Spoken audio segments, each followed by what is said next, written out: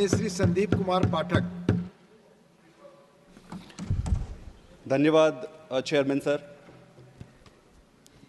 Sir,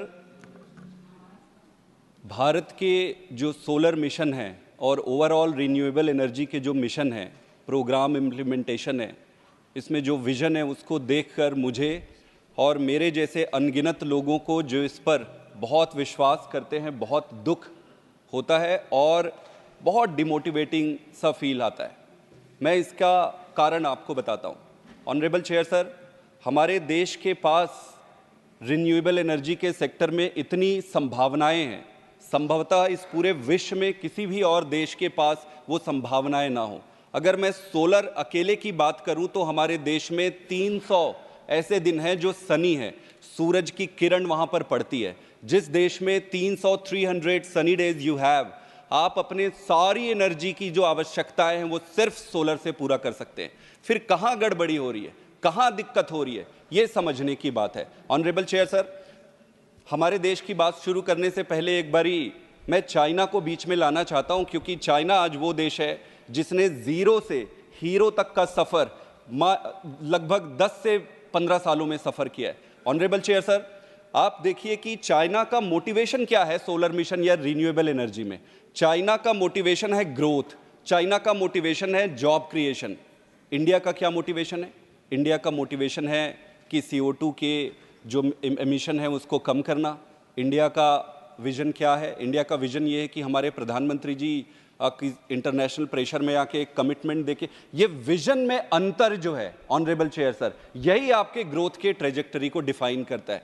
जब तक आपको बिलीव नहीं होगा कि सोलर एनर्जी और रिन्यूएबल एनर्जी से कुछ होना है और फ्यूचर ये है, तब तक आप कुछ बड़ा नहीं कर सकते। जब तक आपके सीने में जलन नहीं होगी कि इसको इंप्लीमेंट करना है, एनर्जी में आपको सर्व सक्षम बनना है और पूरे विश्व को लीड करना है, तब तक ये होने वाला नहीं है। ऑनरेबल चेयर सर, आप देखिए, भारत ने, हमारे देश ने 2022 तक 100 गीगावाट का टारगेट रखा था जो हम मिस कर गए।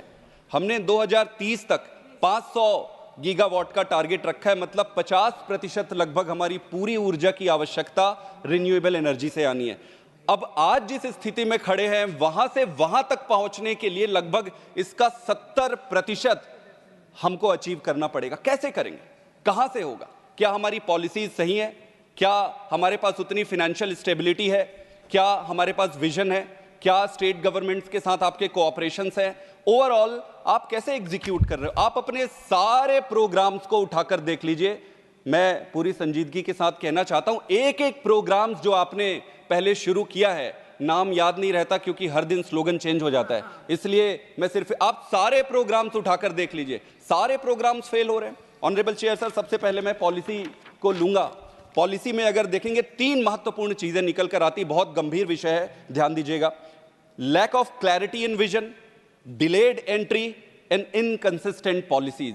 Lack of clarity in vision, जैसा मैंने पहले बताया कि अगर आपका विजन सिर्फ CO2 इमिशन कम करना है तब तो हम कभी नहीं कर सकते, वो जस्ट टाइम पास होते रहेगा, चलते रहेगा। अगर तो आपका विजन है कि पूरी दुनिया को लीड करना है, अगर तो आपका विजन है कि हम फॉसिल फ्यूल से डिपेंडेंसी खत्म करना है, तब आप जाकर कुछ कर सकते हो। हमें यही नहीं पता है कि हमको फोकस किस पे करना है। क्या आप मैन्युफैक्चरिंग पे फोकस करना चाहते हो या आप इंस्टॉलेशन पे फोकस करना चाहते हो? आपको अगर फोकस पता होगा तब वहां आप सब्सिडी डालोगे। क्या आपको सब्सिडी मैन्युफैक्चरिंग में डालना है, क्या आपको सब्सिडी इंस्टॉलेशन पे डालना है? आपको पता ही नहीं है।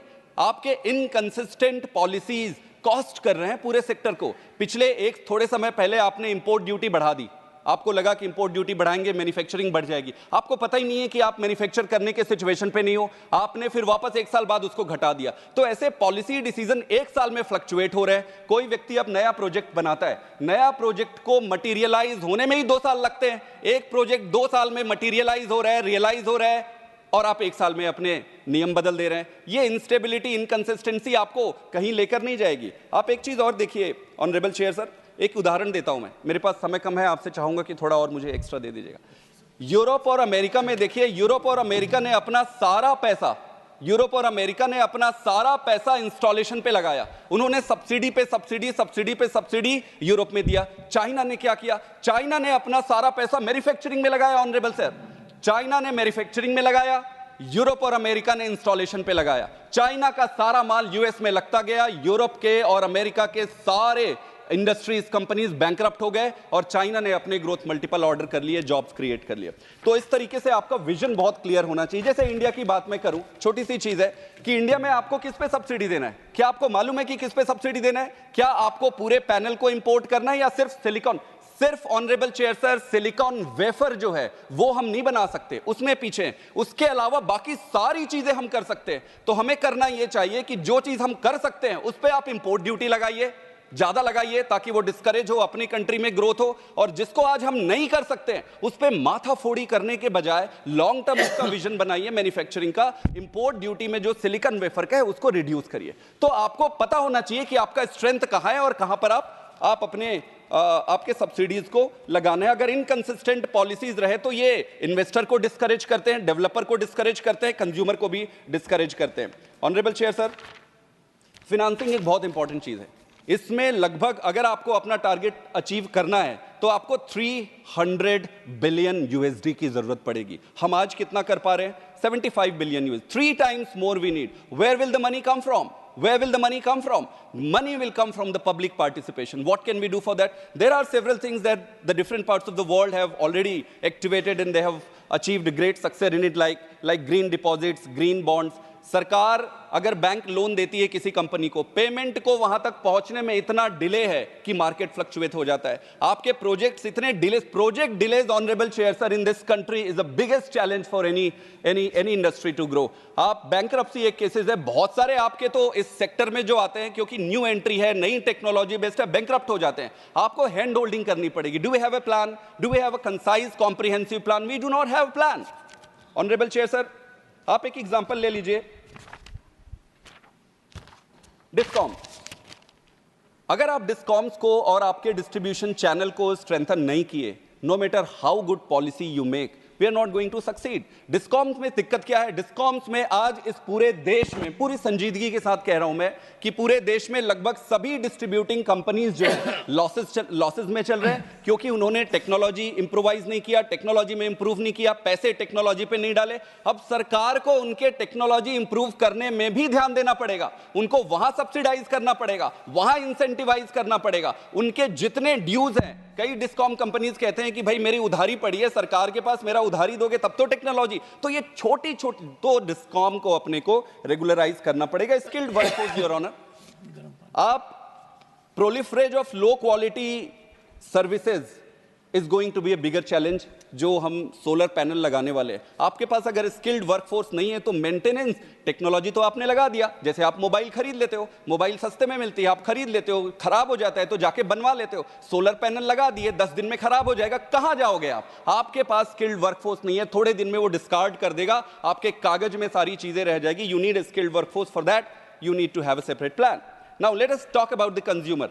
आप कहते हो कि आप 8 रुपए में, कंज्यूमर को 8 रुपए में खरीदना पड़ता है बिजली और 2.5 रुपए में आप उसको कहते हो कि आप ये बेचो। ये कैसे पॉसिबल है? ये पॉसिबल नहीं। आपको सर्वे करना पड़ेगा, कंज्यूमर से पूछना पड़ेगा कि भाई आपको क्या चाहिए, आपने क्यों डिसकंटिन्यू किया और मैं कैसे हेल्प कर सकता हूं। You should have a continuous survey mechanism so that you have a real time feedback on this. Allied industries, honourable chair sir, जब तक आप बैटरी पे पैसा नहीं लगाओगे, आज मैं कह रहा हूं 10 साल बाद आप डिबेट करोगे। आज आप सोलर पे पैसा डाल रहे हो, विंड पे पैसा डाल रहे हो, जब तक आप बैटरी पे पैसा नहीं डालोगे, बैटरी पे एडवांसमेंट नहीं लाओगे, तब तक आपका solar industry, renewable energy grow नहीं करेगा। बैटरी के लिए आपको लिथियम चाहिए, लिथियम आपको डिग आउट करना पड़ेगा, उसके लिए R&D करने पड़ेंगे, रिसर्च करने पड़ेंगे। मेरे कहने का मतलब यह है कि बहुत सारे इंडस्ट्रीज एक साथ मिलकर एक ग्रुप को आगे बढ़ाते हैं। तो क्या आपने कभी बैटरी वाला जो सेगमेंट है उसको रिन्यूएबल एनर्जी से मैच किया है? क्या डिस्कॉम के जो इश्यूज है इसको इससे मैच किया है? इस सारी चीजों को होलिस्टिक व्यू में, and summarise, I just summarise in one thing.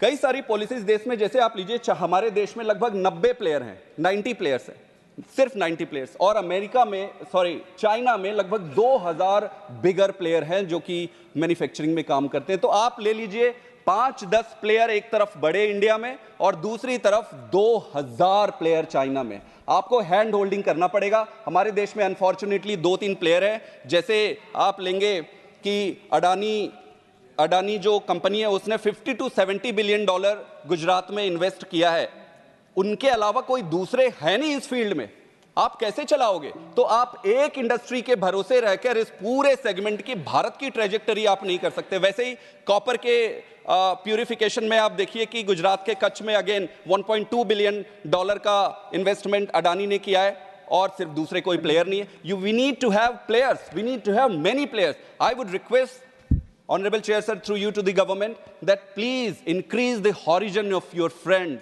Make 100 billion people your friends. Make the entire country your friends. And therefore, Honorable Chair Sir, the policy paralysis, policy delay, late entry, all these things put together is making tough task for the government. I still wish the government luck, and we are all here to support the government, provided it is on the right direction. Thank you very much.